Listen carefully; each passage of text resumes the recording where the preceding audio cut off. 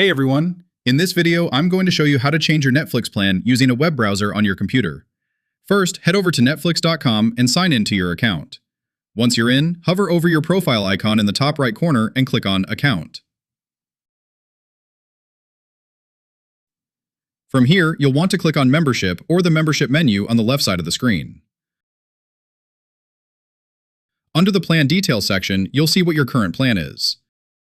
To switch things up, just click the Change Plan link. Now, Netflix will show you all the available options. Your current setup will be labeled as Current Plan. Go ahead and select the one that fits you best, then hit Continue.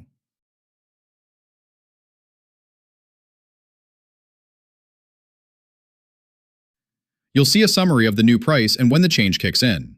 Keep in mind that the new plan usually starts billing once your current cycle ends, and it'll activate on your next renewal date.